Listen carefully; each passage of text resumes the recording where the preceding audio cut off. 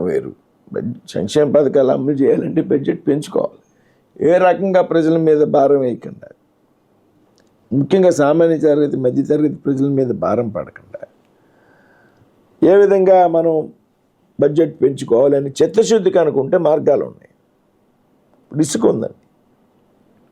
ఇసుక సిస్టమ్ ఏదైతే సవ్యంగా ఉంటుందో దాని మీద రాష్ట్ర ప్రభుత్వానికి విపరీతంగా ఒకప్పుడు మద్యం గిద్యం ఇవన్నీ ఉండి, వేళ మద్యం పక్కన పెట్టండి, మద్యం పోనీ దాన్ని ఎంకరేజ్ చేయాలని నేను చెప్పను.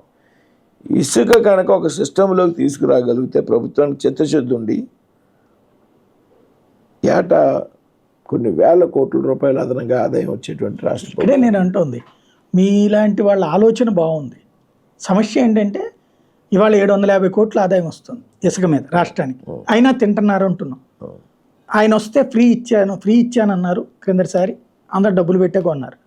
ఈ ట్రిప్ మళ్ళీ ఫ్రీ అంటున్నారు. అప్పుడు ఇసుక మీద ఆదాయం ఎక్కడ వస్తుంది, ఎవరికి వస్తుంది? నాయకులకు కాకుండా. ఇసుక మీద వచ్చే ఆదాయం నాయకులు కాకుండా రాష్ట్ర ప్రభుత్వానికి చేరే విధానం ఆలోచించాలంట. లేదుగా, ఇప్పుడు ఫ్రీ అంటున్నారు, అది చేయాలంటాను. ఓకే, ఇప్పుడు మేము ఉన్నాం కదా, ఈసారి మేము కూడా ఉంటాం కాబట్టి దాన్ని స్ట్రీమ్ లైన్ చేయాలి. ఇసుక మీద వచ్చే ఆదాయం మీరు చెప్పేది 650 కోట్లు 750 కోట్లు స్టేట్ గవర్నమెంట్ అఫీషియల్గా ప్రభుత్వానికి వచ్చింది. మిగతా కానీ ఎన్ని వేల కోట్లు ప్రైవేట్ పర్సనల్ వ్యక్తుల చేతిలోకి వెళ్ళిపోతున్నాయి. అది స్ట్రీమ్ లైన్ చేయాలి. ఇప్పుడు వీళ్ళు తీస్తే కంప్లీట్ గా ఫ్రీ అంటే ఆ 750 కోట్లు కూడా తిన్నట్టే. అది రాష్ట్ర ప్రభుత్వానికి వచ్చే విధానం చూడాలి.